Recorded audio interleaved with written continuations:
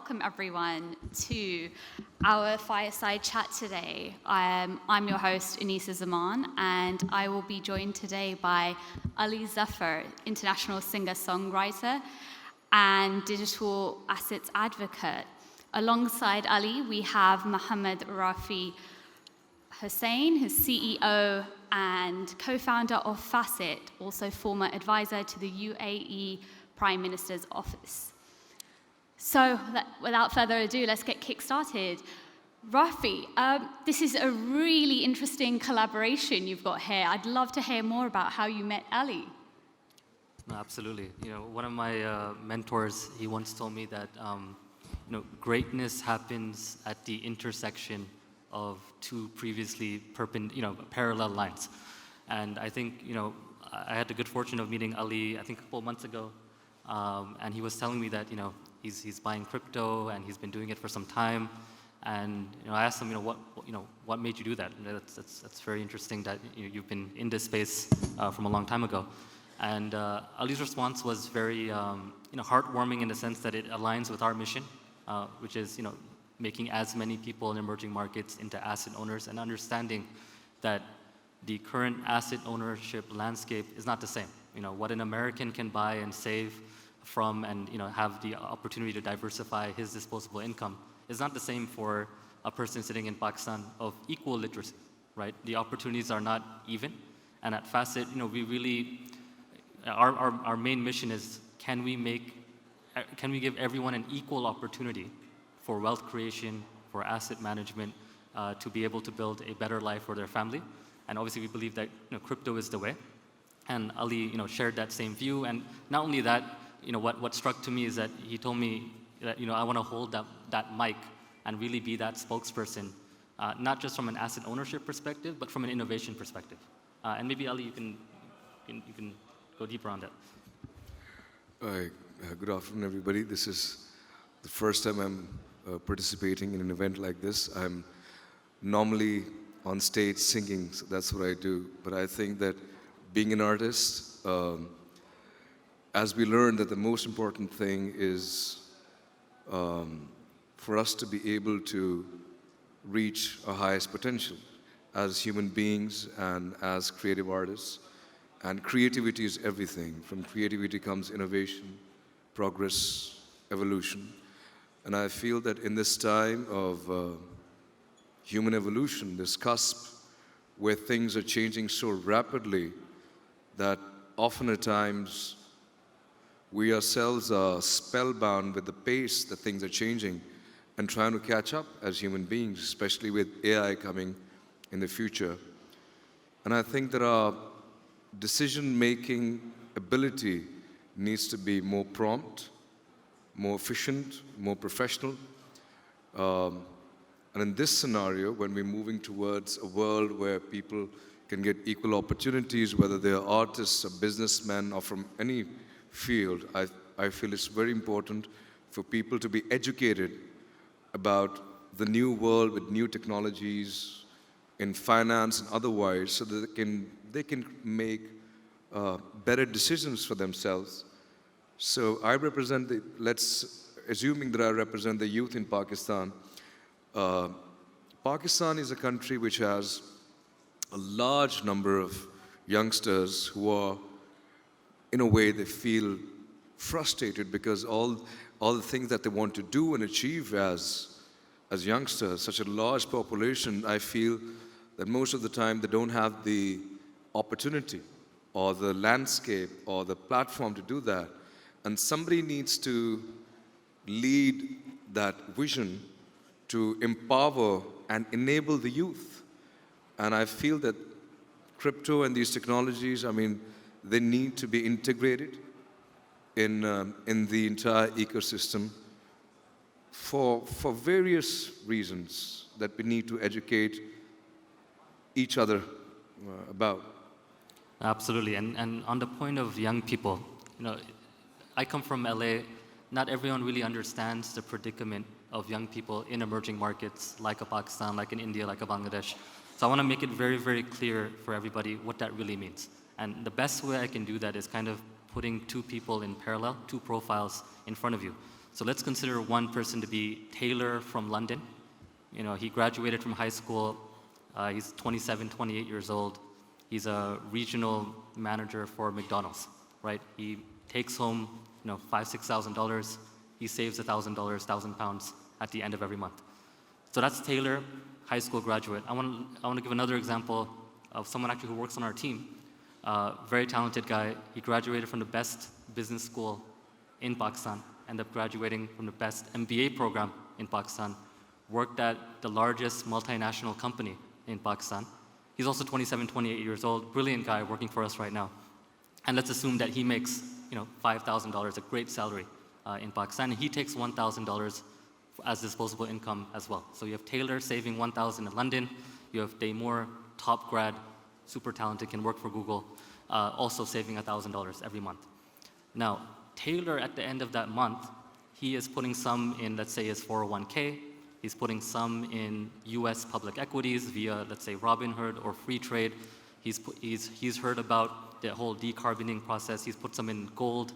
He's put some in nickel.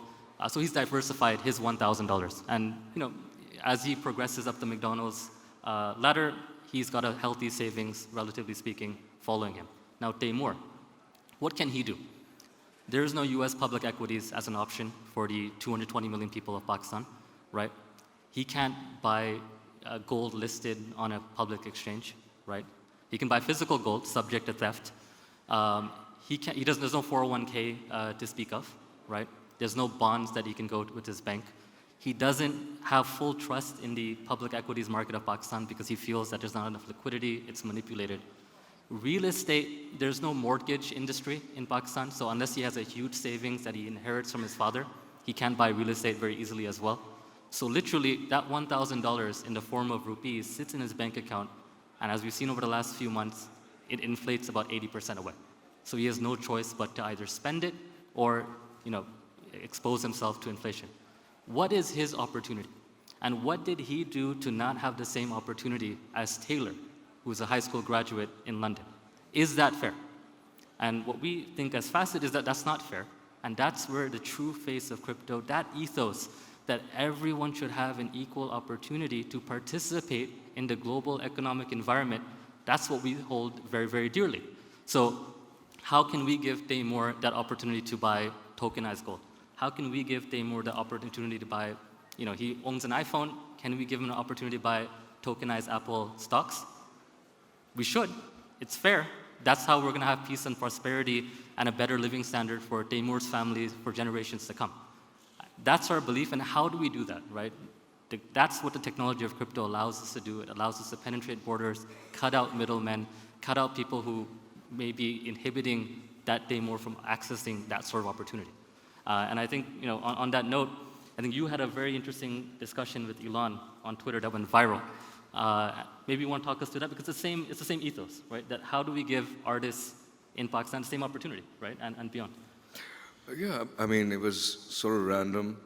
I suggested to him that, you know, when we're talking about a world that's becoming more and more smaller, there needs to be opportunity for different cultures and people from all over the world to be able to look and read and interact with each other. And sometimes, like spaces like Twitter, sort of, it's a lot of selective showing and, you know, all of that. So I just suggested that somebody in Japan should be able to interact with somebody sitting in Pakistan, and, you know, the cross-cultural thought process. So that I think the more we interact with each other, the better we'll be able to learn from each other, understand each other more, and evolve on a faster rate. Because we were having this discussion earlier with AI. I mean, a more intelligent, smarter, what would you even call it? I mean, I think the moment it comes into play, the first thing AI is going to do is remove the word artificial from its start. It's just a superior intelligence system. So in order to deal with that, we need to equip ourselves, evolve together, and for that we need to be talking to each other, like Stephen Hawking said, keep talking.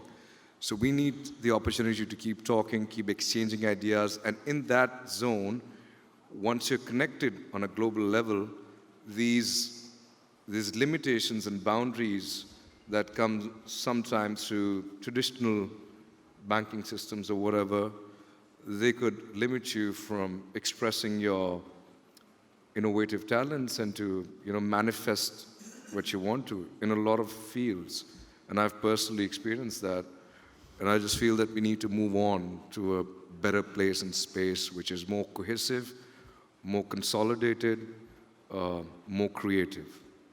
100%. And I think that kind of summarizes the transition that we're in between Web 2 and Web 3. So what Web 2 ushered to the world is that information was not restricted to the privileged. Anyone, anywhere can log on and access information better than any previous human era. And what Web 3 does, that transition, it goes from information to ownership. That before Web 2, we couldn't not everyone had an level playing field when it came to accessing information. Web 2, internet changed everything. We all have the access to the same information portals online. What Web 3 does now is that now that we have that access to information, can we own what we rightfully should be owning? Right? So in Web 2, you don't really own your data, you don't own your online personality. You may not even own the money in your bank, given what's happening in America. But with Web 3, whatever you own, whatever's in your name, is truly, actually, unequivocally, irrevocably yours. And the potency of that, the power of that, really is magnified in emerging markets where there's instability, there's malicious actors, the institutions don't exist. So being able to own something, being able to, just in our name Facet, being able to use that asset in a multifaceted way, going back to Damour's example, not only is he saving $1,000 in a diversified, in the future, with Facet hopefully, not only is he saving that $1,000 in a multifaceted way across his portfolio, but previously in Pakistan, even right now, you can't access a mortgage. But in crypto, with the technology that we have, all of a sudden, we know that he owns these assets. We know that he's buying every month $1,000. You collateralize that. You give him access to buying his first home, all online. And that's very, very powerful. And that future, as we see in AI, it's already here. But what it really takes is it takes a group of innovators. It takes people like Ali to come and hold the mic and say, you know what, there's a lot of opportunity. We need leaders to come through, both at the startup and entrepreneurial level, but also at the government level, saying, hey, let's open up these technologies for good use cases that benefit our people. Fantastic. I'm sure the crowd can agree. That was some very insightful comments. Just closing off now, I'd love to hear what you feel the future of crypto in emerging markets looks like. Well, I'd like to add that, this process or this action of banning stuff is, we as artists are particularly not fond of it. My first movie was called Tere Bin Laden. I shot it in Bollywood in India, and that was banned in Pakistan in cinemas. But the same movie was available as pirated DVDs in shops. So the idea should be to regularize things. And banning things, whether that's YouTube or anything, is, for me, it's a very old school approach. And it's when people who are responsible to understand, they don't perceive or understand that, and then the first, it's an impulsive reaction, and that is to just ban it, because we can't deal with it. But I think there needs to be a wiser, as I said, a more professional approach that needs to go into these things, and regularizing these things in a more professional manner by, again, understanding it and talking to each other. Having a vision for the future is very important. No, absolutely. And I think, on that note of banning, we won't see the good side of the technologies that we have, be it AI, be it crypto, unless we give everyone an opportunity to use that technology equally, and B, give everyone an opportunity to innovate using that technology equally as well. And I think that's the type of environment we have, obviously, in Dubai, where the government is very, very good at opening doors very fast, keeping things safe, but giving everyone from everywhere an opportunity to make magic happen. And I think what we have with Ali and the type of relationship and the collaboration that we're doing across geographies, across sectors, across countries. We see this every day at Facet. We have a team in Pakistan, we have a team in Indonesia, we have a multicultural team in Dubai, all working on crypto. Magic happens when you bring people together to innovate. Thank you so much, and I'm sure the crowd agrees with me. Many compelling thoughts discussed today. Thank you so much for attending. I've been your host, Anisa Zaman, and thank you so much to our panelists, Ali Zafar and Mohammed Rafi Hussain. Thank you. Thank So thank you. Big hand for Anisa, Mohammed Rafi Hussain.